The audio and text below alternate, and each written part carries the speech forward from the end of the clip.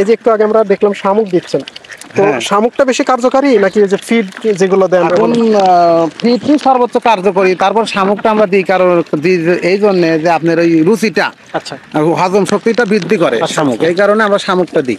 ওইখানে আপনার যে বড় ভাইটা উনি দেখলাম কচুরি পানা দিচ্ছে, এটার আসলে কচুরি পানা দিলে ওই আপনি মনে করেন যে কিছু ওই খাদ্য রুচিটা বাড়ায় দেয়। আচ্ছা, এবং সবুজ খাদ্য হিসেবে এই কচুরি পানাটা কাজ করে। কোনো সমস্যা হবে না? কোনো সমস্যা হয় না।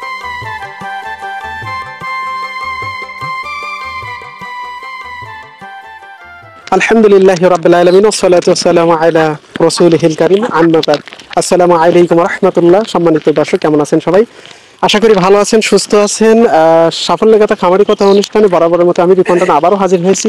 আমার পাশে ছোট্ট একটি খামার দেখতে পাচ্ছেন, পাশে হচ্ছে ইরিগেশন ফসলি জমি এবং তার পাশেই ছোট্ট নর্দমা এবং সেখানেই আবদ্ধভাবে যে একটা সুন্দর, একটা না বেশ কয়টা দেখতে পাচ্ছি, এখানে আছে, ওখানে দুই তিনটা খামার আমরা দেখতে পাচ্ছি। এবং চলতি পথে হঠাৎ এই খামার দেখেই মূলত থেমে যায় এবং ক্যামেরা ধারণ করা।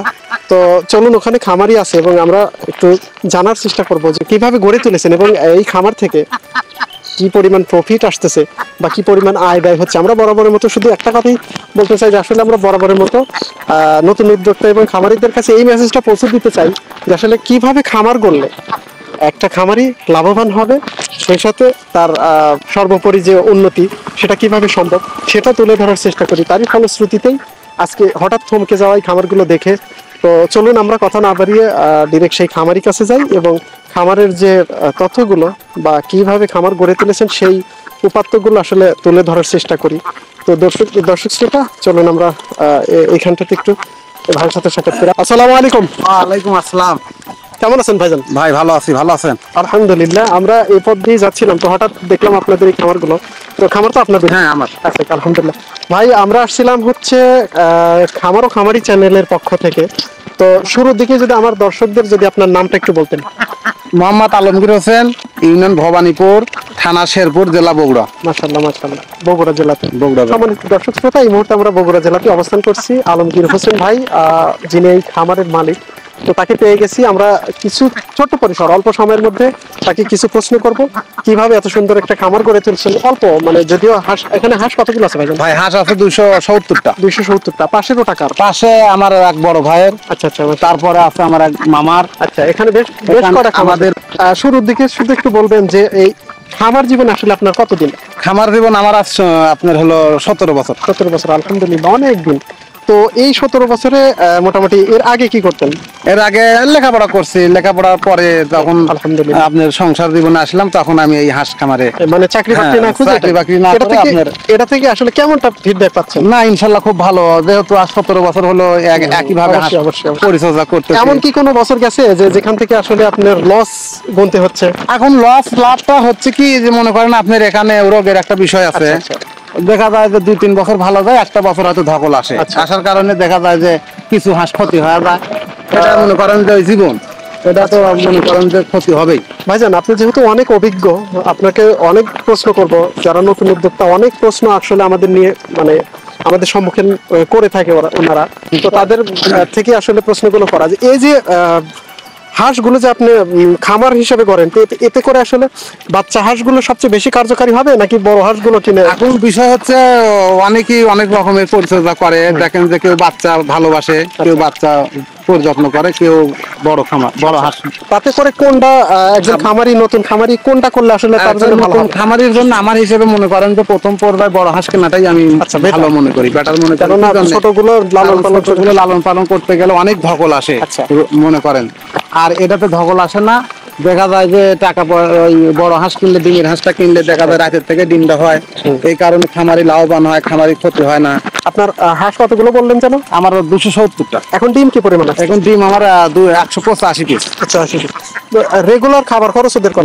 রেগুলার খাবার আপনি 1700 থেকে 1800 টাকা খরচ হয়। এই যে একটু আগে আমরা দেখলাম শামুক দিচ্ছেন, তো শামুকটা বেশি কার্যকারী নাকি যে ফিড যেগুলো দেন? এখন ফিডই সর্বোচ্চ কার্যকরী, তারপর শামুকটা আমরা দিই কারণ এই জন্য যে আপনার ওই রুচিটা, আচ্ছা, হজম শক্তিটা বৃদ্ধি করে শামুক, এই কারণে আমরা শামুকটা দিই।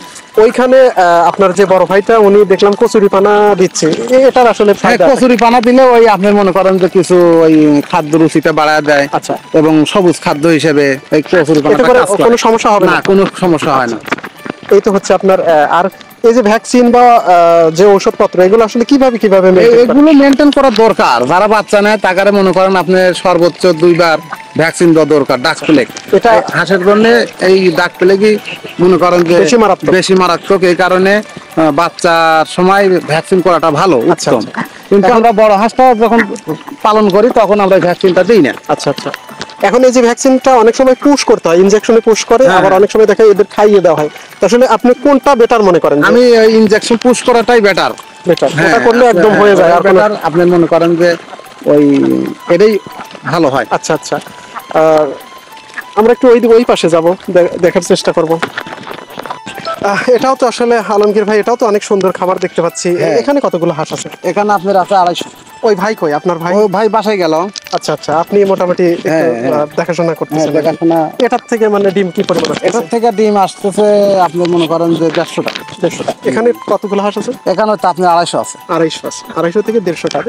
এটার তো ডিম তো অনেক কম। এর ডিম হলো কম, মানে এটা হলো হাঁসের সমস্যা ছিল, এই কারণে ডিমটা কম। আচ্ছা আচ্ছা। তাহলে মোটামুটি আমাদের চ্যানেলে অনেক নতুন উদ্যোক্তা আছে যারা আসলে প্রতিনিয়তই খামারের কথা বলেন বা কিভাবে খামার করলে আমরা আসলে উপকৃত হব এই কথাগুলো জানতে চাই। তো আমার সেই নতুন উদ্যোক্তা বা যে নতুন দর্শক শ্রোতা আছে তাদের সম্পর্কে যদি একটু ছোট্ট করে বলতেন যে আসলে এই হাঁস ব্যবসাটা কেমন, যদি একটু বলতেন তাদেরকে। আলহামদুলিল্লাহ, আমি আমার এই প্রচারণা যারা দেখতেছেন তাদেরকে আমি বলি বা আহ্বান করি, ছোট খামার পালেন, ছোট হাঁস ছোট হিসেবে হাঁসকে মূল্যায়ন করুন। কারণ আমরা আজ 13 বছর, কারো 12 বছর, কারো 27 বছর পর্যন্ত এই হাঁস পালার বয়স। আমরা ইনশাল্লাহ সবাই গ্রামটাতে লাভবান হয়েছি। এই কারণে আপনাদেরকে আমি আহ্বান করি যে সবাই এই হাঁস পালন করুন। এবং এই হাঁস পালন বাড়ির প্রতি জায়গায় আপনার বাড়িয়ালি বা আপনার মা, আপনার ওয়াইফই পারবে এই হাঁসটা পরিচর্যা করতে। এই জন্যে আপনাদেরকে আহ্বান করি, 200, 250, কেউ 300, 500 হাঁস আপনারা পালন করেন, লালন পালন করেন, দেখবেন এর থেকে আয় আসবে, আপনার সংসার উন্নতি হবে। আচ্ছা আলমগীর ভাই, আর একটা কথা বলবো যে এই যে আপনি যে বাচ্চাগুলো আসলে সংগ্রহ করেন হাঁস, এগুলো শুনলাম আপনি এর আগেও বললেন যে আসলে ওই ব্রাদার্স হ্যাচারি থেকেই আসলে বাচ্চাগুলো সংগ্রহ করে থাকেন। তাদের আসলে লেনদেনটা কেমন, তাদের দর্শকদের যদি? ব্রাদার্স পোল্ট্রি হ্যাচারি থেকে আমরা এই বাচ্চা সংগ্রহ করি। তাদের ব্যবহার ভালো এবং তারা বাচ্চা সবসময় ভালো মানের দিয়ে থাকে এবং সাশ্রয় দিয়ে থাকে। বাজারের চাইতে কম টমও নেয় বাজারে। দর্শক শ্রোতা, আসলে আলমগীর ভাই যেটা বলতে চাচ্ছেন যে আসলে ভালো মানের বাচ্চা ছাড়া কিন্তু একটা ভালো খামার করা দুষ্কর। এটা কিন্তু আমি প্রত্যেকটা ভিডিওতেই বলি যে আসলে আপনি যদি ভালো মানের বাচ্চা সংগ্রহ করতে না পারেন, ভালো মানের বাচ্চা যদি সংগ্রহ করতে ব্যর্থ হন, তাহলে কিন্তু আপনি ভালো মানের, উৎকৃষ্ট মানের একটা ভালো সফল খামার গড়ে তুলতে পারবেন না। তো সেদিক থেকে আসলে ব্রাদার্স পোল্ট্রি হ্যাচারি একদম অনর। তারা হচ্ছে সবসময় খামারিদেরকে ভালো মানের বাচ্চাগুলো দিয়ে থাকে, এতে করে যেন খামারিরা লাভবান হয়, সেই সাথে দেশের উন্নতি হয়। তো আলমগীর ভাই, আসলে দেখতে অনেকটা সময় পার করে ফেলছি, আমাদের অনুষ্ঠানে একদম শেষ পর্যায়ে চলে আসছি। আপনাকে আর বিরক্ত করবো না, সময় নষ্ট করবো না। তো অনেক তথ্য উপাত্ত দিলেন আমাদের, দিয়ে সাহায্য করলেন। এই জন্য আমরা আসলে আমাদের খামার ও খামারি চ্যানেলের পক্ষ থেকে আপনাদের কাছে আসলে কৃতজ্ঞ।